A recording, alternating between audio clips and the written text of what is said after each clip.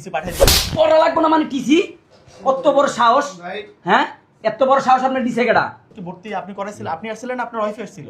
আমার ওয়াইফ আসছিল। আচ্ছা, তখন 22,000 টাকা ভর্তি নিচ্ছি। এখন এই বছর বাচ্চা হলো গিয়ে আপনার এবার মনে হয় 7 এ উঠছে। তা 7 এ যদি এটা এই বছর ভর্তি করাইবেন না?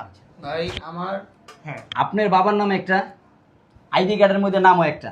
হ্যাঁ আইডি কার্ড তো বছর বছর চেঞ্জ করা লাগে না, জমির নামও চেঞ্জ করা লাগে না, তাহলে কেন এই স্কুলের এই সিন্ডিকেটটা আপনি তুইলা ধরছেন আমার কাছে? এটা বুঝান তো দেখি একটা কথা। শোনেন, এত জ্ঞান দেন না। আমাদের আসলে এটা রুলস রেগুলেশনের ভিতর পড়ে। প্রত্যেকটা রুলস রেগুলেশন এখানে লেখা আছে। আপনাদের এই আমাদের এখানে কিছু করার থাকে না। এই যে রুলস হ্যাঁ। আর আপনাদের সিস্টেম, হ্যাঁ। আমরা শুনতে শুনতে আমাদের পিঠ আছে না পিছনে পিঠ, এই পিঠ দেয়ালে ঠিকে গেছে, এখন আর সহ্য হচ্ছে না। আপনাদের এই 22,000 টাকা থেকে 30,000 টাকায় নিয়ে আসছেন, 25,000 টাকায় নিয়ে আসছেন। আমার একটা ছেলে আরেকটা ছেলে বড় হইতাছে, আমি কিভাবে পারবো এটা? বাবা, তোমার বাবারে নিয়ে যাও, আর তোমার এখানে পড়া লাগবে না, ঠিক আছে? আমি টিসি পাঠিয়ে দিব। পড়া লাগবে না মানে টিসি? কত বড় সাহস! ভাই হ্যাঁ, এত বড় সাহস আপনার দিছে কেডা?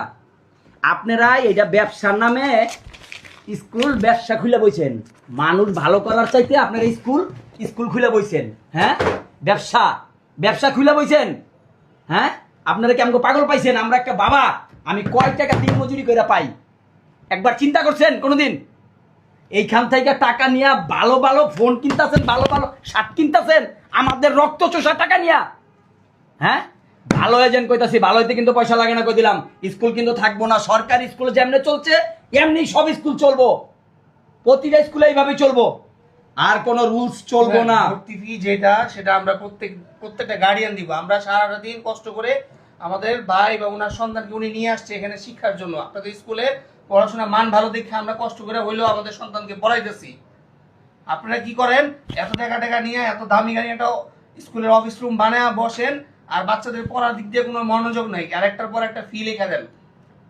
সারা দেশে কিন্তু এই ধরনের কোনো নিয়ম নেই। শিক্ষা মানুষের ন্যায্য অধিকার। প্রতি বছর ভর্তি ফি আর না। একবারই আমরাও পড়ালেখা করছি, একবারই ভর্তি হয়েছি, একবারই পরীক্ষা টরীক্ষা দিয়ে আইসা করছি, নতুন বই পাইছি, কি একটা আনন্দ, কত একটা মজা ছিল, তার অর্ধেক এখন আপনারা করেন না। আপনারা কি একটা খুলা বইছেন, খালি প্রতি বছর খালি টেকা খালি বাড়তেই থাকে। আমগো বাড়িতে টেকার গাছ লাগাইতে হইতেন। হ্যাঁ, আর কিছু বললাম না, নইলে কিন্তু আরো করতাম, খালি সার দিয়ে কিছু করলাম না। আমরা কিছু বলতে পারি না। এই ধরনের কাজ করেন না। চলেন, ভর্তি করার দরকার নেই, আসেন। আমরা না আসলে দেখবেন এমনি শুকাই যাবো। শিক্ষা মানুষের মৌলিক অধিকার, কখনো কোনো ছাত্রের সাথে এই ধরনের আচরণ করবেন না।